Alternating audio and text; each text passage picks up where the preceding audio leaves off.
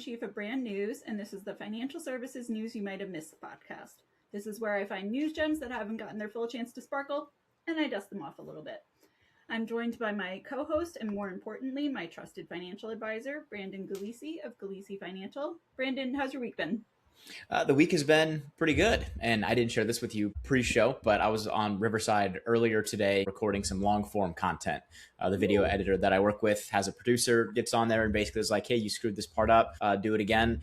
They obviously say it way nicer than that, but it ends up being helpful. So yeah, today apparently we're spending a bunch of time on Riverside, but looking forward to our conversation. Yeah, well, it's good that it's such a good platform. Very user-friendly. Yeah, absolutely. But what about you? How's your week been? It's been good. I was mentioning to you, apparently we're having air quality issues on Long Island from the Canadian wildfires. So hope that everybody up there is doing okay. Our air is looking a little bit better, so I'm excited. Yeah, good deal. Hopefully that lets the kiddos get outside as long as it's not too hot. Yes, yeah, exactly. But anyways, our first piece of news this week is a member of the AtoZ Communications Network, Intentionally. The financial services and fintech growth engine design consultancy firm launched its recruitment marketing services after trialing them across a few RIAs, hybrid firms, and independent broker-dealers. This kind of marketing focuses less on the payouts and more on things like culture, branding, and values. In terms of the results, Integrated Partners was one of the firms, and they've increased their AUA last year by $2 billion.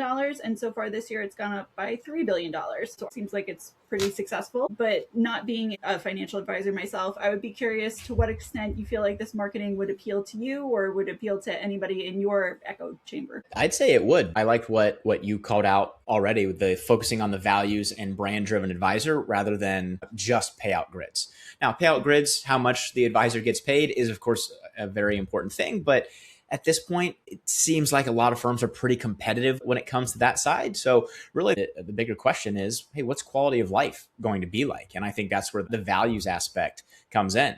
Because even when I was leaving, I was an employee advisor, W-2, at a large financial services firm.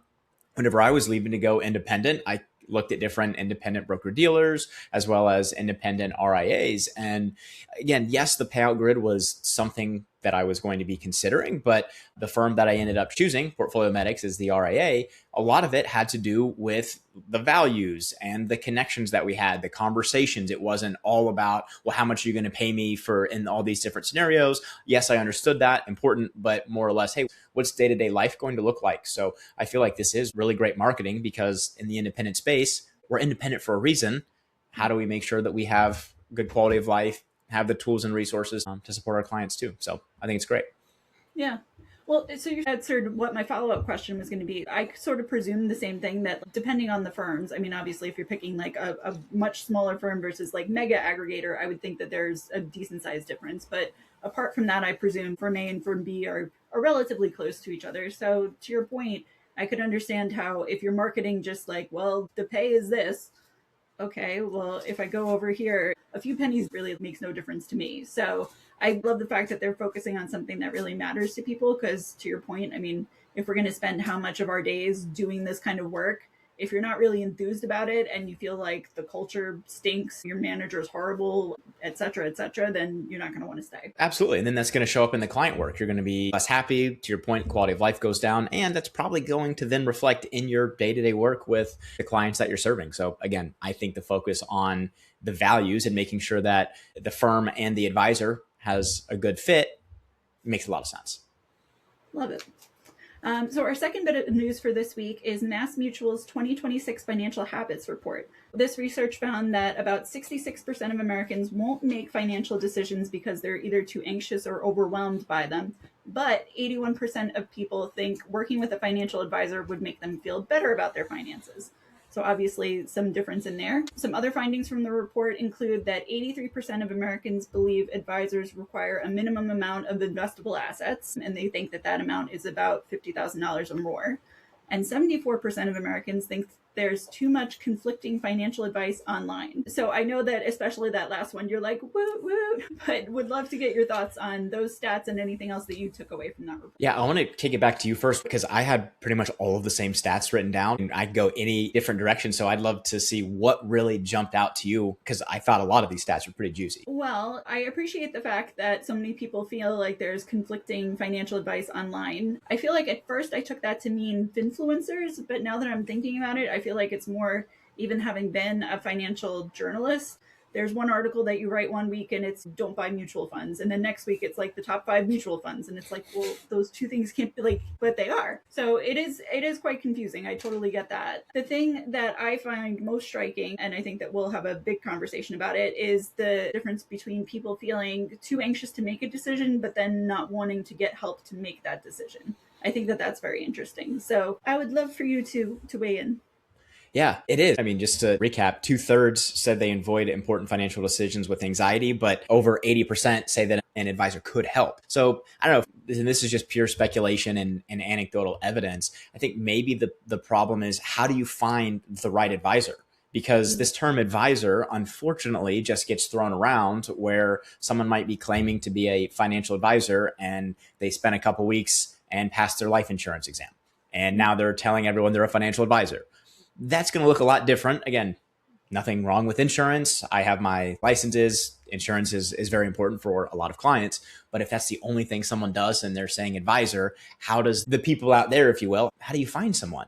I mean, there's the classic, you can ask your family and friends if they've got a good referral, go online. I mean, you're starting to see more reviews for financial advisors, which I think is going to be helpful. But if I had to speculate, I would think that's the biggest thing that is holding people back, where they know they need help and they feel like a professional will help them. But I think the caveat is the right professional needs to be found. And that's very simple, but much more challenging to ultimately accomplish, in my humble opinion. Yes, you're absolutely right. I think, though, part of it might be, so this 83% that think that you have to have a minimum. I found you in part because, let's be honest, I had like 2 pennies to rub together and I was like, please, I need some help. So I appreciate the fact that you and some other advisors will work with people who don't have the means. But I wonder what it is that there's this perception. Is it because there are so many firms that say, like, look, if you don't have $1 million, go scratch? Or is there some part of our culture that has just said, well, if you're basically doing the best that you can, but that's it, don't even bother. Meanwhile, if you have great financial complexity, please come talk to us. I don't know. It is an interesting disconnect, because if we take the same example, but let's apply it to health. Like, no, I can't go to a personal trainer or I can't go to the doctor until I get healthier. And it's like, well, wait a second. If you go to the personal trainer or the doctor, aren't they the ones that are supposed to help you get healthier in the first place? And it's the same thing with finance. Once I get my stuff together, once I'm financially successful, then I will work with, it's like, okay, that seems a little bit backwards. And I think you're right. And clearly the survey is suggesting it too. There's just a lot of unknowns. Does this advisor have a minimum? A lot of firms don't post any sort of fees whatsoever on their website. So you might not even know going into that meeting. And how uncomfortable would it be if you meet with someone for the first time and you're having a good conversation and they say, oh, hey, by the way, we have X minimum. And in your mind, you're like, well, I don't have that. And now there could be shame, guilt, etc. coming up from that. So again, I do think there's a disconnect. And I think, again, a lot of it's coming back. How do you find the right advisor? That also would mean that has the service model or the business model to serve you, because historically we've had basically you needed some level of assets, whether that was commission-based mutual funds, or now we're getting into a lot of fee-based assets or even fee-only firms. But if it's all about assets, you don't have any yet, it's going to be tough. Versus there is the growing trend of a lot more advisors, myself included, having at least some offering in addition to AUM. Still a big fan of AUM, but more of a subscription model, even different flat fee models where a high earner could pay out of pocket, for example, and still get great financial advice, even if they don't have much A to M assets to manage it. I love that last part. I might try to use that somewhere. But yes, I totally agree with what you're saying. As I was reading this, I was also cluing into something really smart that Asset Map's CEO, Adam Holt, said as he was talking about Asset Map. And for those not familiar, it's, among other things, a way to visualize your finances very easily, everything together, all in one shot, so that you can make informed decisions. When you think about it, that sounds very straightforward, but as you think about it, and it's a visual medium, so like, what are you envisioning if you've never seen Asset Map before? Are you seeing like a cartoon version of this? Are you seeing a spreadsheet? And so I think that brought me to like, okay, well, are we still using like too much jargon? Are we still like not getting down to the granular? And I loved the metaphor that he was using to explain it. So it's really the equivalent of showing somebody their financial closet. And when you get to your closet and you're like, oh my gosh, first of all, this is exploding and this is horrible. Let's like Marie Kondo half this stuff. And then, by the way, I have entirely too many pairs of heels and I don't wear them anymore. But on the other hand, I have next to no flats. So obviously, got to go to the store and go get those. I understand that. That to me makes sense. And I can picture, okay, well, yes, I have too much of this kind of asset, which makes no sense for me. And I need this. So I wonder if some of it's that too, that we're just not communicating in a way where, unless you're financially savvy, you won't understand it.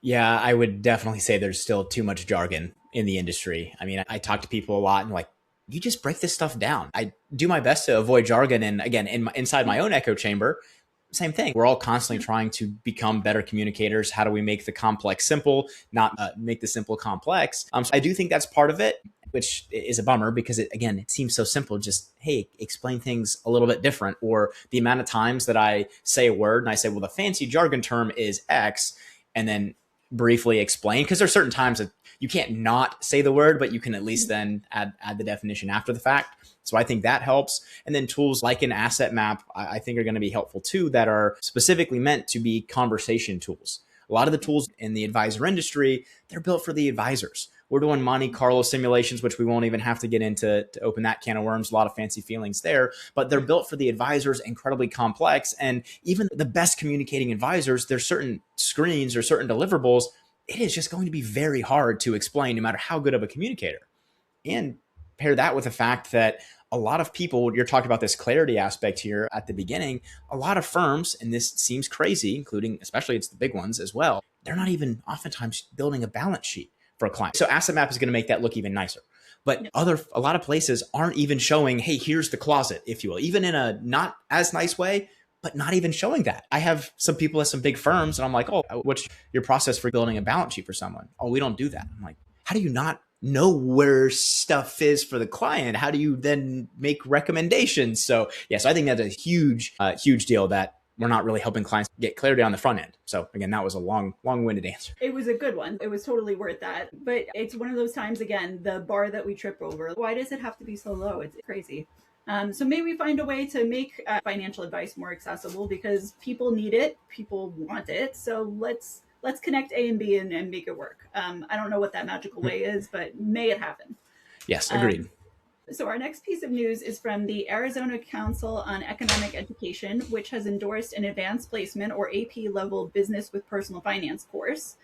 13 public and charter high schools in the state have already piloted this course, and this group thinks that it will be one of the most in-demand AP classes. So first of all, love the fact that we're doing more of this, because as we've talked about on the podcast, we need to get more of that education, get it to people younger, and make it something that can really stick and be understood. So I applaud them for doing this, and I also appreciate the fact that they think that it might be one of the most anticipated and the best used ones, because as I was thinking about AP courses, like, well, AP English, like AP of all of those, unless you were to give me like an AP Health, which obviously now as I'm thinking about like, oh, medical diagnoses and whatnot, so that I don't have to Dr. Google, that would be super helpful. But also AP Personal Finance, hell yeah. What were your thoughts on this one? I think it sounds great. And because I was reading in there too, it's got a lot of personal finance, but then there's other business aspects as well that could likely be helpful to, regardless of what path someone takes, even if they don't go directly to a business school. And I think something like this, where AP personal finance is there versus, another, again, not that there's anything wrong with other AP courses per se, but being able to give someone well-rounded, understand personal finance a bit compared to, again, say an in-depth. Now, I think economics is really cool, but I can understand that the majority of people probably aren't going to be like, AP economics sounds amazing. But at least if you're getting some, we'll call it relevant economics in this AP personal finance course, which again, from the website looked like it had some of that. I think it's really, really cool. Yeah. So Arizona, if you feel the need to report back, I would love to see whenever it is that this class has been completed by more of these schools. If it's doing super well, can some other places copy this? Because, I mean, if we've got a good idea, no reason to like remake the wheel, but that's love it. Thought. Thank you. So our final piece of news this week is the Citi Impact Fund, which is part of Citi as in the bank. and it's investing $25 million in companies that are trying to be innovative around housing affordability and access. What I loved about this, we've also talked on the podcast about how, especially depending on where you are, as in basically the 2 locations where we are, housing is highly unaffordable and just quite ridiculous. And so appreciate the fact that we're trying to make this process and make the financials of it a little bit more palatable for people. Brandon, any thoughts on that one? Yeah, well, first of all, love the concept in general. And one of the phrases that stuck out to me, specifically in the press release too, was double bottom line business, which I hadn't yet heard that terminology. And I had an idea, so I went ahead and defined it. And it describes a double bottom line business is one that aims to generate both financial returns and measurable positive social or environmental impact rather than focusing solely on profit. So Citi has a thing where they're trying to invest in more of these businesses. And again, we can clearly see here where if we're trying to basically increase the housing supply and make housing a bit more affordable, more accessible, hopefully, like good businesses that we've talked about on the podcast before, everyone should win. The company should be profitable. The employee should be paid well, and hopefully good culture for them too, as well as the end customer or consumer also benefits. Again, in my opinion, that's when business is at its finest, when everyone's winning. Profit's not a bad thing, but let's also make sure we're helping people at the same time, and then everybody wins. So I thought this was a really cool concept, and even just that double bottom line business, hadn't heard that term before, but pretty cool. Yeah. I have to say, kudos to you that you found a way to tie the last piece of news to the first piece of news with the culture and brand there. So that bow on top of it, loved it. We will, I'll say I did that on purpose. That was super intentional. Ooh, but I'm shitting. He's here all week. So thank you for always having great commentary on this. I love the banter back and forth and being able, hopefully, to make finance more accessible to everybody. I don't know if the 2 of us have the solutions, but at least we're having the conversations, and may somebody else figure out the solutions then. Yeah, absolutely. It's got to start with conversations. And again, another fun one from us today. Yeah, thank you. Awesome. Thanks, Allie.